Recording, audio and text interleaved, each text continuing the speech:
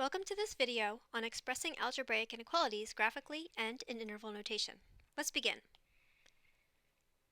First, we have the inequality x is greater than 5. We want to first graph this inequality on a number line and then express it in interval notation. So let's use this chart that we've been given to figure out what symbol is appropriate for our answers. So the first thing we need to do is figure out if we have an exclusive situation where you have a less than or greater than sign, or if you have an inclusive situation, which is less than or equal to or greater than or equal to. We have x is greater than 5, so we have the first situation. X is greater than 5 means that we are not including 5 in our solutions. So for example, if I said, hey, if you want to come to my party, you have to be older than 5 years old, right? More than 5 years old means if you are 5 years old, you can't come, right? You have to be 6 or older, okay? So let's begin with the graphing notation. So we have two sets of graphing notation. We have parentheses and brackets, and then we have open and closed circles. Even though the open and closed circles are called alternate graphing notation, this is what I'm going to start with. So the first thing I do to graph this on a number line is just usually the number of interest, which is in this case 5, I just usually put in the middle of a number line. And if you want, of course, you can fill in the rest of the number line around it and label it just so that it doesn't look so empty. Again, if you want to take the time to do this, you're welcome to. It's really sort of up to you. Okay, so there is our number line. So again, the first thing we have to do is figure out, are we including or excluding that endpoint of 5, and you can see that we're excluding it. So if we use the alternate graphing notation, that means I'm going to put an open circle around 5, which makes sense, right? The open circle means that, hey, I'm not shading that in, I'm not including 5. Then we have to decide, okay, well, which direction am I shading the number line in? Am I shading the left, numbers less than 5, or am I shading to the right, numbers greater than 5? Well, as you can see, it's x greater than 5, so it's numbers greater than 5, so I need to shade to the right. And if you ever get confused, you can literally just look at the inequality sign itself, and it's already sort of pointing to the right. So we're going to shade like this, and then we also shade the arrow, because the arrow is symbolizing this idea that it goes on and on forever. Now, if we want to use the parentheses or bracket notation in our graph, then we could put an open parenthesis here, like that, on 5, and then, of course, still shade to the right and shade in the arrow. So those are the two valid and acceptable ways to graph an inequality on the number line. Now we need to express our answers in interval notation. So you can see here that the symbols used for interval notation are exactly the same as the ones we just used for that second graph. So that's very convenient and very helpful.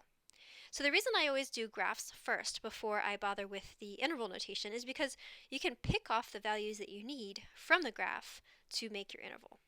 So I like to use my imagination and pretend that I'm just a little ant walking along this number line, okay, and I'm walking from left to right. So as I walk along here, what is the very first number that I see shaded or that I see in red? Well, the very first time I see any red marks is at 5. So that's the first number in the interval notation. And then where does it stop? If I have to keep walking until I run out of red marks, where do I have to stop?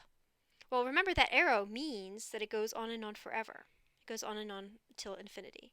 So my interval goes from 5 to infinity. So again, hopefully you can see just by reading and looking at that graph, you can pick out your interval notation. Now we're not done yet because we have to put this in either parentheses or brackets or a combination of those.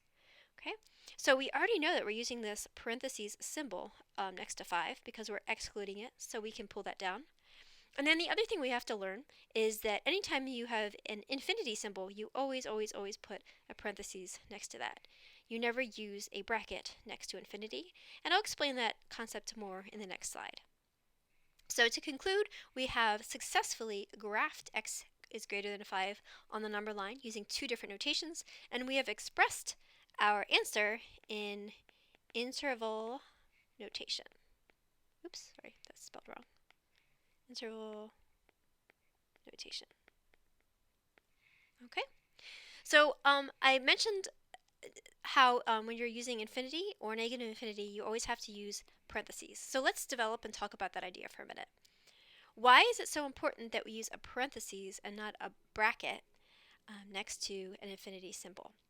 Well, the simple thing is that infinity cannot be contained. So it doesn't make sense to use a bracket because a bracket suggests that you are including the endpoint, but infinity doesn't have an endpoint.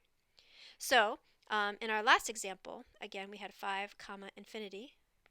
Okay, again, we would always use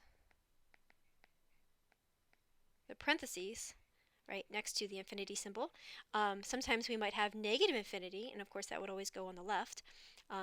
So let's say I have the interval negative infinity comma 2.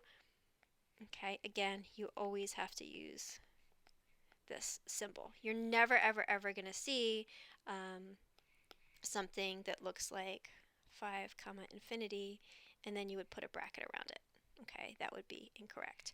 Or if you had, if you had negative infinity comma 2 and you put a bracket next to that negative infinity, that would be also incorrect. Okay. The other issue I want to address before we go into more examples is that it is important to always order your values from smallest to largest. To me, the easiest way to understand this is think about surveys that you might have taken where they list age ranges. So maybe you categorize, 0 to 15 years old. And then maybe you have people who are 16 to 19, and then maybe you have 20 to 35. I'm just making this up, right? But notice when we do when we make our categories, we always go from smallest to largest. To me, it would be extremely confusing if somebody said, are you between 15 and 0 years old? That would be very confusing, right? We don't start with the largest and go to the smallest. We start with the smallest and go to the largest. And the same exact thing is true for interval notation. So for example, in our last problem, our solution was 5 comma infinity, right? So if, for example, instead of writing 5 comma infinity, I had written infinity comma 5, okay, that would be marked incorrect. That demonstrates an incomplete understanding of inequalities. Again, because we're going from 5 to infinity, we're not going from infinity to 5. It needs to be sequential. Likewise, if I started off at negative infinity, let's say, and went to 2, if instead of writing it that way, I had written it as 2 comma negative infinity, again, that would be marked incorrect, but because you have to start from the smallest number and go to the largest number. So as a result, if negative infinity is part of your solution, the negative infinity always has to come first. Okay, and if infinity, positive infinity, is part of your solution, then it would always have to come last in your interval. Okay, now that we know those basics, let's do another example. This example says y is less than or equal to negative 2. And again, we've been given this nice chart to help us organize our thoughts, and we can see that this time we have a less than or equal to sign, which means that we are including that endpoint. We're including negative 2 as part of our solution. So the first thing I always do is I label my my number line with the number of interest, which in this case is negative 2. And then the very next thing I do is say, okay, well, what symbol do I need to use? So since we are using the symbol less than or equal to, again, we're including that endpoint, so that means we need a closed circle on our number line. Okay. The next decision we have to make is, are we going to shade left or shade right? And again, if you look at the symbol, you can sort of imagine that it's already pointing left for us. Less than or equal to, right? Less goes to the left. And again, if you would like to use this other graphing notation with the brackets, you are more than welcome to do that. And we would just draw the bracket that way. And then again, shade all the way to that left arrow. So again, I love doing this way because it just really helps me understand and remember how to write my interval notation. So again, let's just pretend we're a little bug walking along here. So starting off, where do we see the red? Well, we see it at that left arrow. Well, what does that left arrow represent? Well, it represents negative infinity. It represents decreasing without bound. So we start at negative infinity, meaning we don't have a beginning point really, and then we go to negative 2. So remember what I just said in the last slide? Remember I said that we always put that parentheses next to the negative infinity. We never put a bracket there. And we already see that we chose a bracket because we're including that endpoint. So we can just bring it down into our interval notation. So again, this is the final answer for our interval notation for our inequality. So again, we have successfully expressed this inequality by graphing it two different ways using two different notations and by expressing it in interval notation. So let's do a few more examples. So this time we have m is less than -7. So less than is an exclusive notation, meaning that we are excluding that endpoint. So that means we're going to be either using parentheses or an open circle. So the first thing I always do is just stick that number of interest, in this case -7, and just put it in the middle of the graph. So then, again, you can see based on this table that we need to use an open circle because we are excluding -7. Then, again, if you look at the less than sign, it's already pointing to the left for us, so we shade to the left. Okay, and again, if you want to use the parentheses or bracket notation, we can put parentheses here. Parentheses mean we're excluding that value, and again, shading to the left. Okay, so now, again, we can pull our interval notation straight from there. So remember, this left arrow represents -infinity, and it goes to -7. Remember, we said we always put a parentheses next to the -infinity, and we already have a parentheses next to the -7.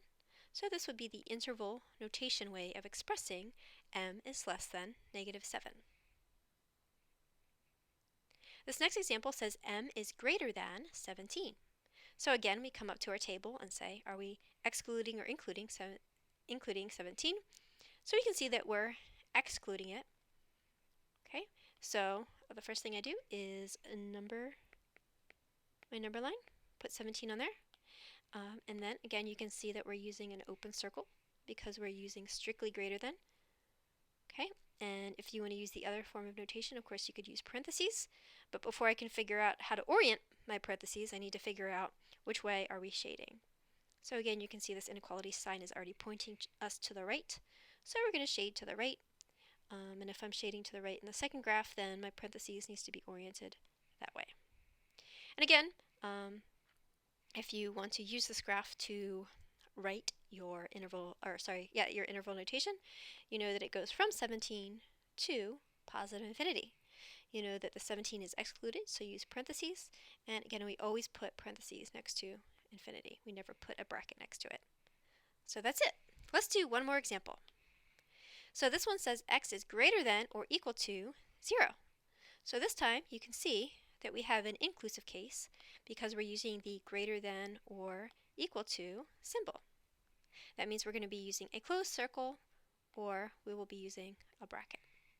So again, the first thing I have to do is number my number line. I'll put 0 right in the middle on both things. Let's line them up better so it doesn't look weird. There we go. Okay, so since we are including a 0 as part of our solution, we can use a closed circle. And again, if we come back to our symbol, we can see that it's already pointing us to the right. Greater than or equal to 0, right, means we want to move above 0 on our number line. Okay, and so we can copy this down here, and of course we would use a bracket if you want to use the other notation.